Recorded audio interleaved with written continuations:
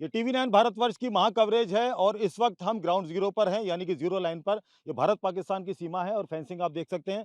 यहाँ भारत है और उसके जो है दूसरी तरफ पाकिस्तान है और सामने आपको एक पाकिस्तानी चौकी भी दिखाई दे रही है। मेरे सहयोगी जतिन से कहूँगा कि दिखाएँ ज़ूम करके थोड़ा।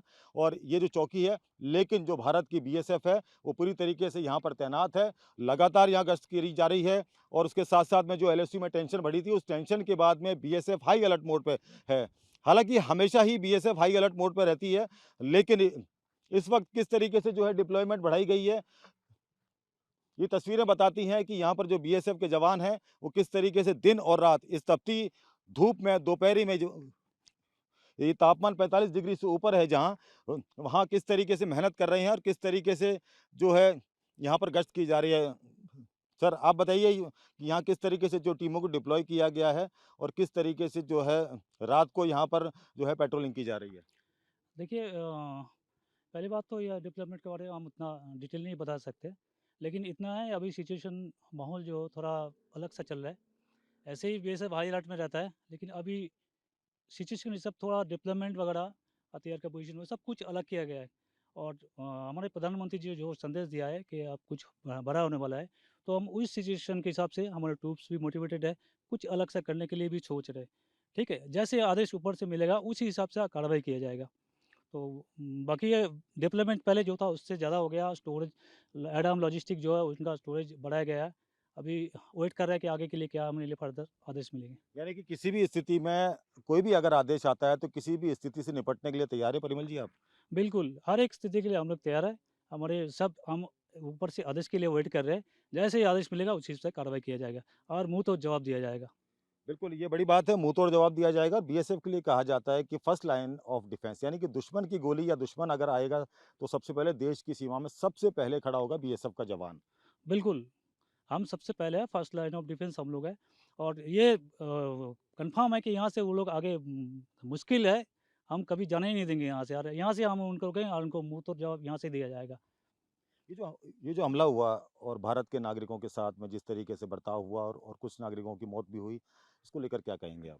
देखिए, हम इस बात पे बहुत दुखी है कि हमारे जो टूरिस्ट है वहाँ पे उनको ऐसे मार दिया गया। तो बाकी ट्रूप्स को उसी हिसाब से बताया गया, उसी से मोटिवेट किया कि इनका जवाब तो हमें देना है। ठीक है? कैसे जवाब देना है, किस तरीके से देना है, किस जगह पे देना है, वो सब हम वेट कर रहे हैं उसके लिए। यानी कि जवाब ज़रूर दिया जाएगा, उसका वेट किया जा रहा है ऊपर से आदेश का। और ये आप देख सकते हैं कि ये थे परिमल दास जी, जो कि बीएसएफ के डिप्टी कमांडेंट हैं और मेरे पीछे आप ये जो देख सकते हैं, एक बार फिर से मैं आपको दिखाऊँगा ये फेंसिंग और ये भारत-पाकिस्तान की सीमा की टीवी 9 भारतवर्ष की टीम यहाँ पहुँची है।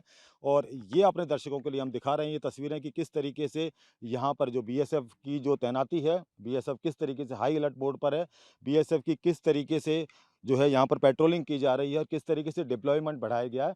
इसके बारे में जो हम तस्वीरें दिखा रहे हैं अपने दर्शकों को, तो ये बताते हैं कि जो है भारत में किस तरीके से जो ये हालात बन रहे हैं, जो एलओसी में टेंशन बढ़ी है, उसके बाद में बीएसएफ और बीएसएफ के जवान पूरी तरीके से अब हाई अलर्ट मोड पर हैं। ये रेगिस्तानी सीमा है और तापमान है 45 डिग्री से ऊपर और इस वक्त मैं खड़ा हूँ भारत-पाकिस्तान की सीमा पर। ये आप देख सकते हैं भी कि मेरे पीछे भारत-पाकिस्तान की सीमा है और ये फेंसिंग है और बीएसएफ के जवान हैं, लगातार यहाँ पर गश्त कर रहे हैं। अखिलेश कुमार जी मेरे साथ हैं, कमांडेंट हैं। सर, किस तरीके से जो टेंशन का माहौल हो रहा है पूरे देश भर में, उसको लेकर क्या तैयारियाँ हैं और बीएसएफ किस तरीके से जो है यहाँ पर मुस्तैद है?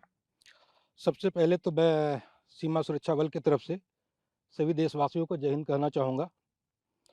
और जो अभी वर्तमान में जो हालात है, पहलगाँव टेरर अटैक के बाद, वो हालात को देखते हुए हमने तैयारी कर रखी है और हमने स्ट्रेंथ को बढ़ाया। वैसे तो बीएसएफ हमेशा अलर्ट रहती है और अलर्टनेस लेवल हमेशा हाई रहता है। जवानों का मोटिवेशन आपने देख लिया होगा, चाहे ये रेगिस्तान हो, चाहे बर्फीला इलाका हो, हमेशा हाईली मोटिवेटेड रहते हैं। फिर भी सिचुएशन को देखते हुए हमने स्ट्रेंथ बढ़ाई है बॉर्डर पे, वेपन को भी स्ट्रेंथन किया है, साथ में लॉजिस्टिक रिजर्व है, उसको भी हमने बढ़ा दिया है।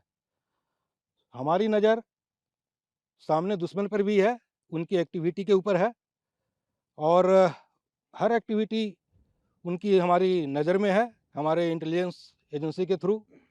और उससे निपटने के लिए, उसे न्यूट्रलाइज़ करने के लिए हम हमेशा तैयार हैं।